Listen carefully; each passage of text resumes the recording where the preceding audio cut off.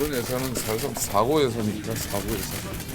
내일 만약에 못하면 굉장히 장기화 될 거라고 봅니다.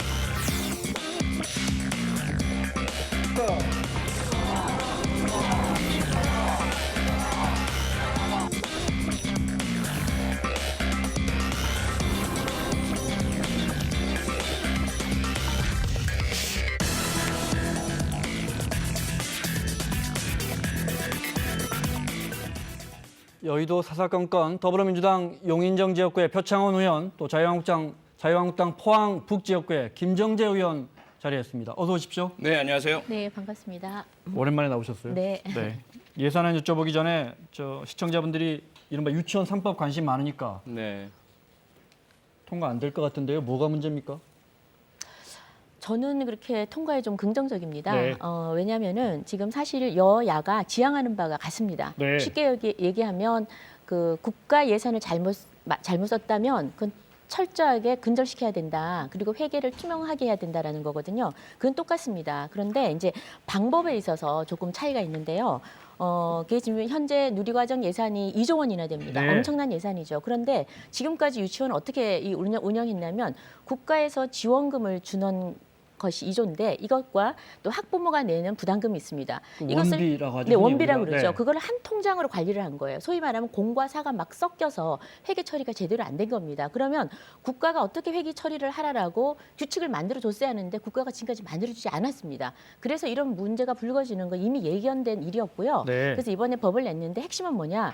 자유한국당은 이 국가에서 지원하는 돈은 국가 통장으로 네. 넣자. 그래서 국가가 직접 관리를 하고 감시를 하자. 네. 그리고 만약에 잘못 사용이 된다면 철저하게 처벌하자. 네. 심지어는 형사 처벌까지 다 가능하도록 하자는 누리과정 거고요. 지원금 2조 원에 2조를 대해서는 그렇게 하자는 거고. 여야가 큰 이견이 없다 이 말씀이시죠? 네, 그다음 통장 하나는 학부모가 내는 분담금 원비 통장은 네. 따로 해서 이거는 충분히 그 원이 좀 자율적으로 운영하게끔 그리고 또 선택권도 네. 학부모가 가진 만큼 학부모들 학교 운영위원회가 이걸 철저하게 감시하자. 네. 여기에 대해서도 감사해서 처벌할 수 있다면 처벌하자. 이게 핵심 내용이고요. 그러니까 네. 두 개의 지금 회계를 분리해서 좀 하자는 게 그 핵심입니다. 분리된 것 중에 이제 학부모들이 내는 원비도 사실은 유치원을 위해서만 원칙적으로 써야 하니까 그렇죠. 박용진 3법을 보면 그 원비도 아예 국가회계 시스템으로 집어넣자 이 네. 부분에서 차이가 나는 거예요. 네. 우선 김정재 의원님 말씀처럼 네. 사실 지금 많이 좁혀져 있습니다. 처음과 많이 다르고요. 네. 그래서 아무래도 합의 통과의 가능성이 상당히 높아졌다. 그렇게 보십니까? 네네. 왜냐하면 최초의 가장 큰 갈등의 요인이 시설 사용료였거든요. 네. 유치원을 사유재산으로 인정을 해서 그 시설에 대한 사용료를 원비에서 가져갈 수 있도록 해달라라는 그 주장이 자유한국당에서 나왔었는데 그분 철회하셨잖아요. 그래서 철회됐고요. 그다음에 이제 에듀파인에 들어오지 않겠다라고 처음에 하셨는데 들어오는 것으로 되셨고요. 네. 그래서 지금 남은 쟁점은 말씀하신 것처럼 누리과정 예산인 지원금, 근데 국가 보조금, 지방자치단체 보조금 이러한 세금으로 들어가는 돈은 좋다, 투명하게 회계 관리하고 국가지방자치단체의 감독을 받자. 그런데 부모님이 내시는 것만 따로 하자라는 부분만 저희랑 의견이 달라요. 합의가 안 되면? 네. 예. 또 하나 다른 건 뭐냐면 학교 급식법에서 지금 유치원에 똑같이 적용을 해서 지금 박용진 의원의 법안은 모든 유치원입니다. 급식의 시설 기본적인 요건 다 갖추도록. 네. 그런데 하도 일부 유치원은 급식이 형편없이 너무 나오니까. 형편없고 네. 위생도 문제니까요. 그런데 네. 정부에서는 200인 이상으로 좀 중재안 타협안을 내놨고요. 자유한국당은 300인 이상입니다. 큰 유치원에서만 큰 하자. 유치원에서만 네. 하자. 그래서 이런 정도의 좀 이견이 네. 있어서 좀 빨리 조속하게 좀 타결했으면 좋겠습니다. 알겠습니다. 두 분 말씀대로 만약에 누리과정 지원금에 대한 합의 부분이 개정안이 된다면 어쨌든 그 돈 2조 원 가지고 이번에 문제가 됐던 원장님들이 뭐 핸드백 사고 아들 자동차 사주고 이런 건 해결이 된다는 거죠. 그리고 그렇습니다. 하나 네. 제가 네. 말씀 못 드린 게 이제 두 개로 회계를 나누더라도 이걸 네. 둘 다 에듀파인에 공개를 해야 됩니다. 공개를 해서 교육 소비자들이 언제든지 확인할 수 있도록 하는 거라는 거거든요. 네. 그래서 지금 그 표 의원님이 말씀하셨다시피 목표가 똑같기 때문에 저는 네. 충분히 합의 처리 가능하다고 긍정적으로 보고 일부에서 있습니다. 그러더라고요. 네. 뭐 두 분이 그렇게 합의될 것 같다니까 국민분들도 기대를 하실 것 같습니다. 뭐 오늘 내일 해야 되는 거죠? 지금 시간 별로 없는 거죠? 네, 맞아요. 올해 정기국회 안에 하려면 지금 급합니다. 좀 오늘 급하네요. 해야 되죠. 네. 예.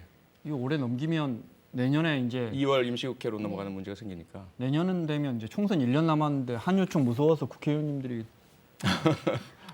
알겠습니다. 네, 네. 기대해 보겠습니다. 네. 예, 예. 자, 예산안 시한을 벌써 오늘이면 사흘째 넘기고 있습니다.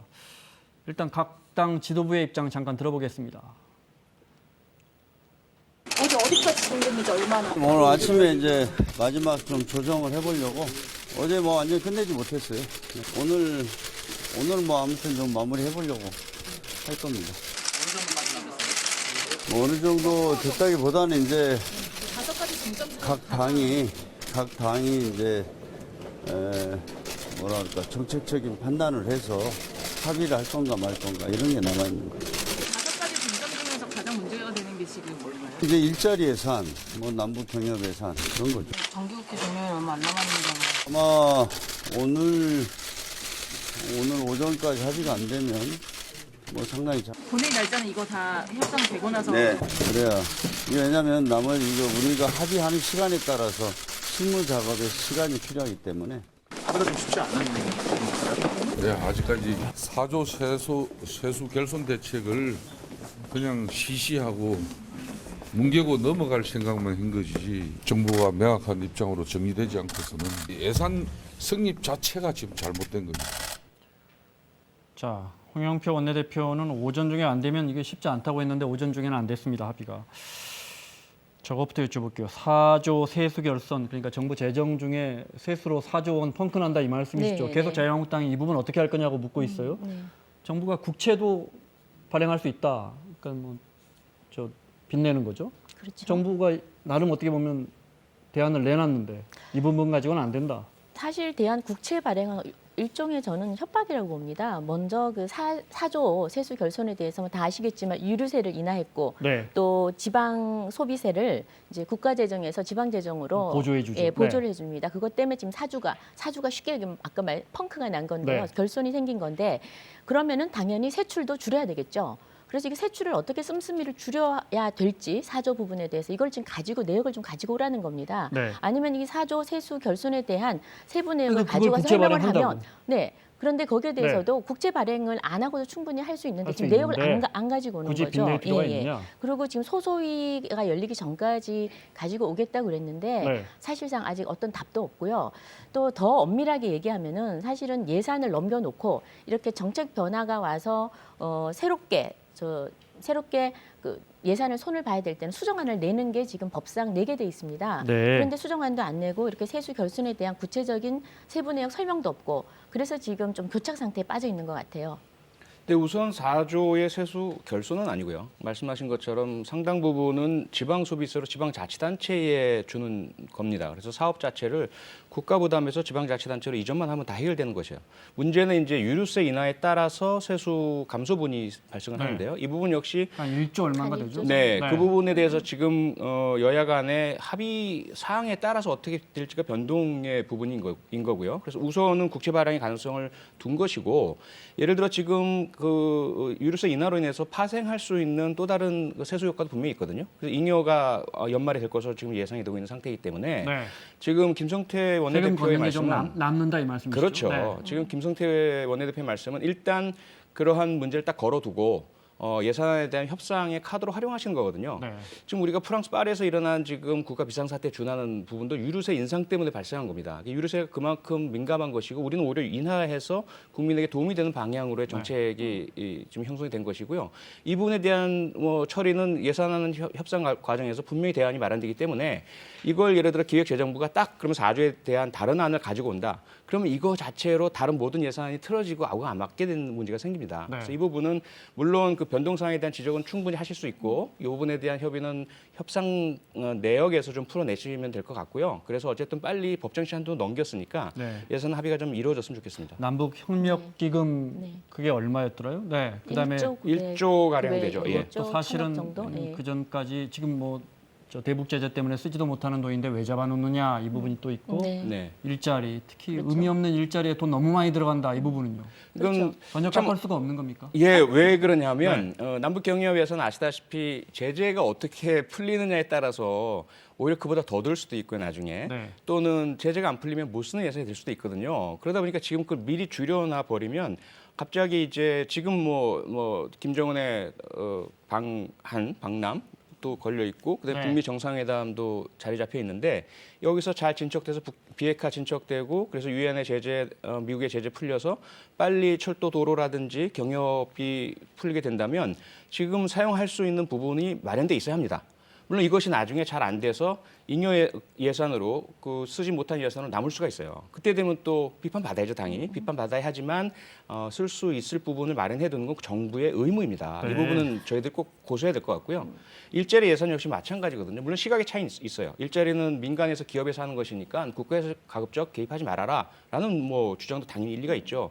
하지만 현재 저희들이 대통령 선거를 통해서 국민께 약속하고 국민의 지지를 받아서 탄생한 것은 일단 경제 틀을 바꾸자는 것이고요. 그래 일자리 예산을 통해서 공공 일자리 늘리고 공무원 증원하고 중소기업의 청년 고용에 대한 보조금 주고 이게 핵심이거든요. 네. 뭐 그렇다면 그 부분에 대해서는 좀 협조해 주시는 게 조 좋을 것 의원님 같습니다. 지적하신 것처럼 만약에 대북 제재가 지금 당장은 풀릴 것 같지 않지만 잘 돼가지고 내년이라도 풀린다면 돈이 있어야 뭘 할 거 아닙니까? 그걸 안 지금 잡아놓고 대북- 그때 가면 어떻게 합니까? 대북 제재에 대해서는 지금 그런 상황들을 다 상정해서 이전에도 계속 1조 규모의 예산을 잡았었어요. 네. 그래서 이번에도 조금 한 14% 늘었는데요. 1조 한 970억 정도. 해마다 이만큼은 되는데 잡아놨었거든요. 네네, 네. 잡아놨습니다. 근데 문제는 뭐냐면 지금 아까 그 사조 그 세수 결손에 대해서 소위 말하는 수입이 줄면 지출을 줄여야 되지 않습니까? 근데 지출을 줄일 여지가 얼마든지 있다는 거죠. 그게 지금 말하는 여러 가지 쟁점이 되는 법안들 예산이 있지만 그중에 남북 경협과 일자리 예산으로 저희 당에서는 보는 겁니다. 네. 첫 번째 남북 경협은 그 가장 문제는 지금 이게 비공개 예산이 너무 많다는 거예요.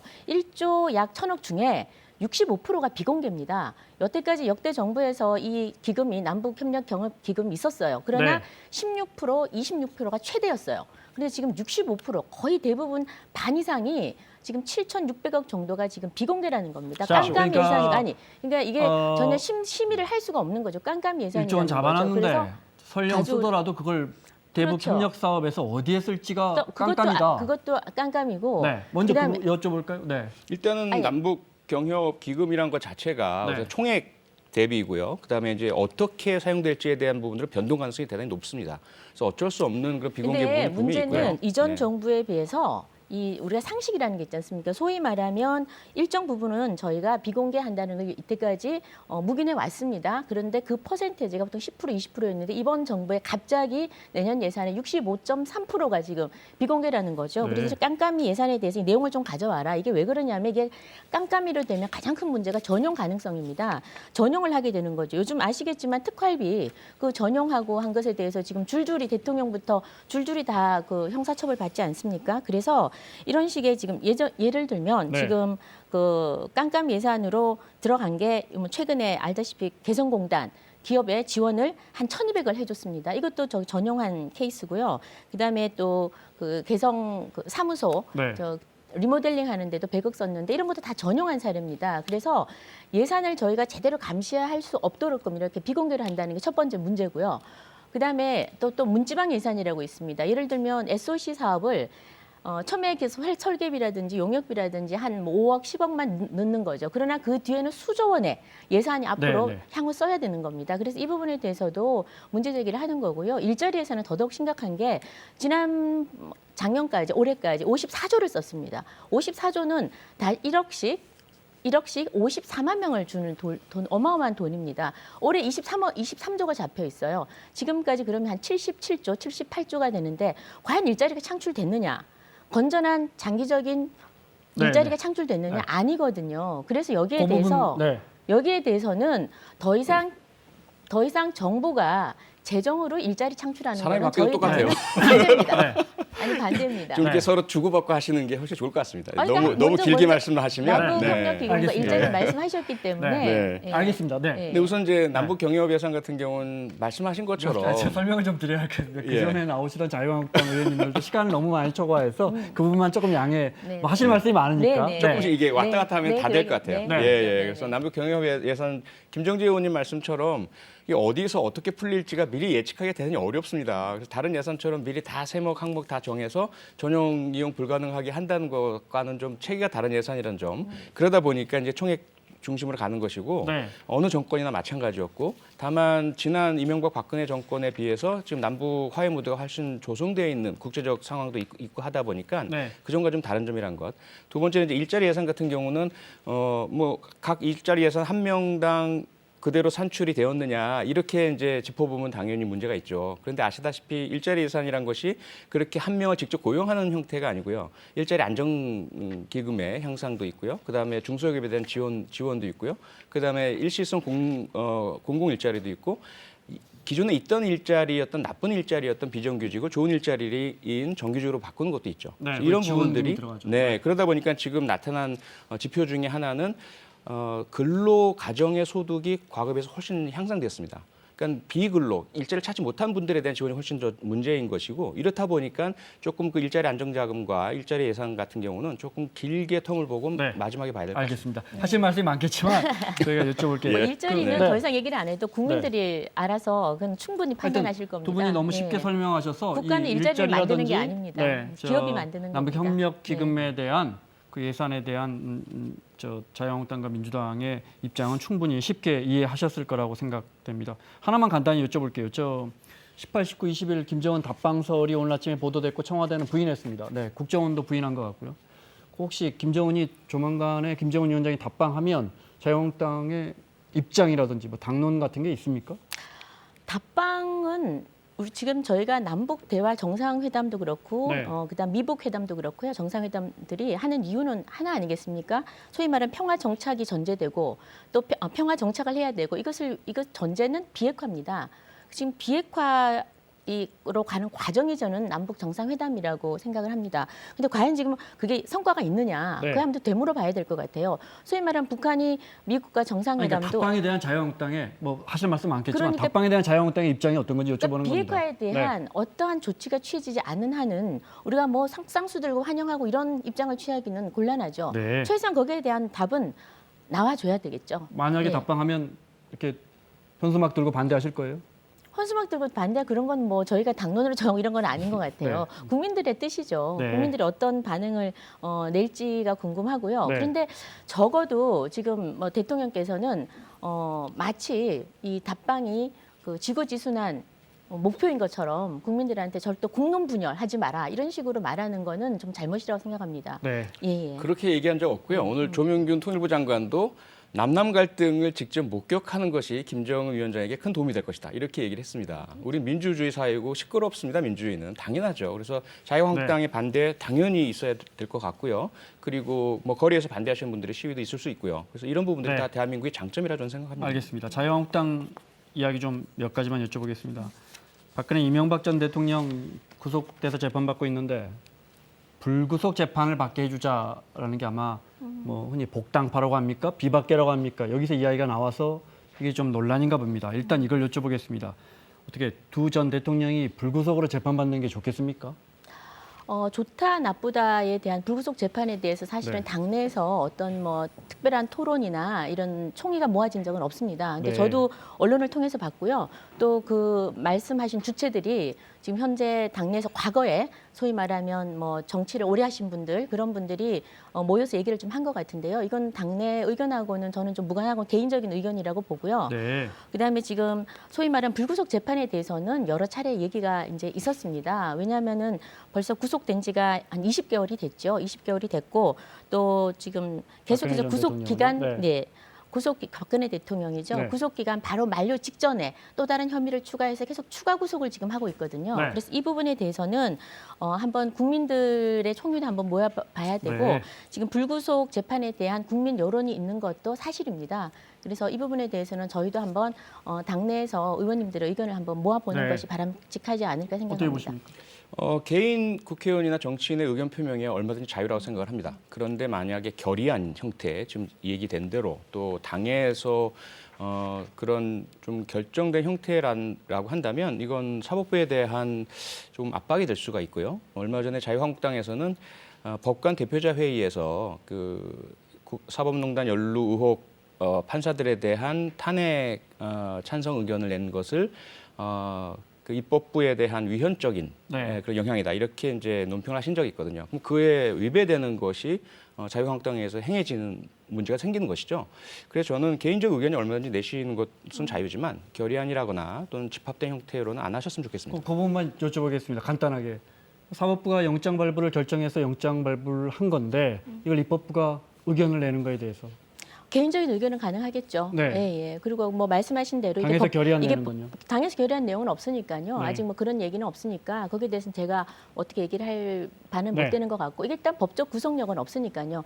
그리고 적어도 그러나 박근혜 대통령에 대한 재판이 행여나 정치 재판화가 되지 않을까 또 될 수도 있다라는 국민적 우려가 있는 것은 사실입니다. 그리고 또 이 정치라는 것이 국민의 민의를 담아내는 것이기 때문에 그 민의에도 충분히 또 네. 귀 기울여야 될 것 같습니다. 알겠습니다. 자, 네. 이 2년 전에 박근혜 전 대통령 죄송합니다. 박근혜 전 대통령 탄핵 당시에 자유한국당 내에서 많은 이견이 있었죠. 그중에 상징적인 부분 잠깐 들어보겠습니다. 새누리당은 박근혜 대통령의 사당으로 전락해서 국민과 당원 동지 여러분들을 실망시켰습니다.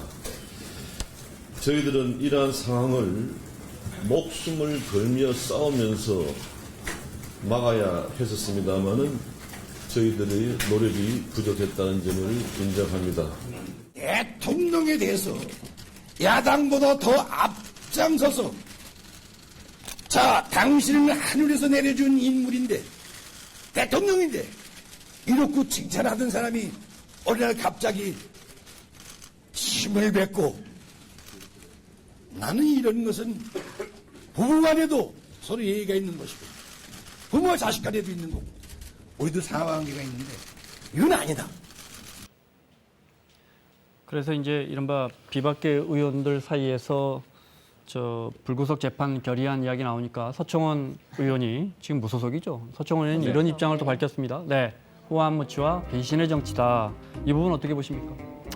글쎄요, 저거 지금 보니까 2년 네. 전에 이제 멘트하신 것과 이제 최근에 멘트하신 건데 이제 저는 개인적으로 초선 의원으로서 그런 생각은 듭니다. 뭐 과거 개파의 중심을 이루셨던 분들이 지금 잠시 당을 위해서 다들 지금 뒤로 물러나 계시거든요. 그런데 지금 이번 일로 인해서 다시 이렇게 네. 그 마치 다수의 의원님들이 생각하는 것처럼 하는 것은 맞지 않다고 보고요. 분명히 당내에서는 이런 흐름과도 다른 다수의 의견들이 있기 때문에 그 흐름에 저희는 더 집중을 하는 것이 맞지 않을까 김 의원님 생각이 말씀은 듭니다. 저거는 정말 저 다선의 네. 원로 의원님들의 일부의 의견이다 이 일부의 말씀이시군요. 의견이죠. 일부의 네. 의견이고 저희는 알지도 못했고 네. 물어본 적도 없고 들은 바도 없습니다. 남의 네. 집 이야기지만 어떻게 보십니까? 우선 뭐 지금 자유한국당이 원내대표 선거와 곧 네. 전당대회를 앞두고 있는 상황이라서 좀 생기는 문제 같습니다. 어쨌든 당의 어떤 결집과 통합 그리고 새 분리기 원내대표나 당권의 쟁취 이런 것들을 위한 어떤 전략 전술에서 나온 이야기들인 것 같고요. 네. 그런데 이야기를 하다 보니 2년 전에 본인의 말과 정면으로 배치되는 문제가 발생을 하고 좀 혼란상이 발생하고 있는 것 같습니다. 네. 근데 이것만 봐도 원내대표 선거 앞두고 저 개파 정치 불식한다는데 사실은 개파 대리전이 벌어지고 있는 게 아닌가. 실제로 원내대표 선거는 전혀 다릅니다. 네. 제가 저희가 지금 초선 재선이 70여 명이 개파 넘습니다. 대리전 아닙니까? 그럼요. 네. 왜냐하면 머저리티가 절대 다수가 초대선입니다. 네. 그래서 소위 말한 과거에 개파라고 하는 사람들은 다 3선 이상이세요. 네. 그래서 제가 확실히 할 수 있는 것은 우리 당이 딱 해야 될 일이 지금 현재 경제가 너무 어렵습니다. 그래서 원내 사령탑을 뽑는 거예요. 대한민국 국민들 그 아픔을 지금 달래주는 정책들을 내야 네. 됩니다. 네. 그래서 결국은 우리 당을 대표할 수 있는 새로운 리더십을 뽑는 거거든요. 그래서 지금 과거의 개파로부터 자유로운 사람, 네. 네, 그게 저는 가장 중요하다고 봅니다. 알겠습니다. 네. 개파로부터 자유로운 사람. 네. 알겠습니다. 청와대 이야기 좀 여쭤보겠습니다. 문재인 대통령이 오늘 조국 민정수석에게 청와대 특감반 개선 방안 조속히 마련하라 이렇게 밝혔습니다. 먼저 청와대 입장 들어보겠습니다. 문재인 대통령은 조국 민정수석에게 청와대 안팎의 공직기강 확립을 위해 관리 체계를 강화하는 한편 특별감찰반 개선 방안을 조속히 마련하라고 지시했습니다. 문 대통령은 아울러 대검감찰본부의 조사 결과가 나오면 이번 사건의 성격에 대해 국민들이 올바르게 평가할 것이다 라고 말했습니다. 좀 늦은 감이 있다 이렇게 보십니까? 글쎄요, 예, 일찍 조금 더 과감한 조치였다면 더 좋았겠죠. 그런데 그 사건의 진상 파악에 또 시간도 좀 걸리기도 하고요. 과연 이것이 감찰 대상인지 경고 대상인지 이런 부분에 대한 것들이 조금 시간이 지체된 것 같긴 한데요.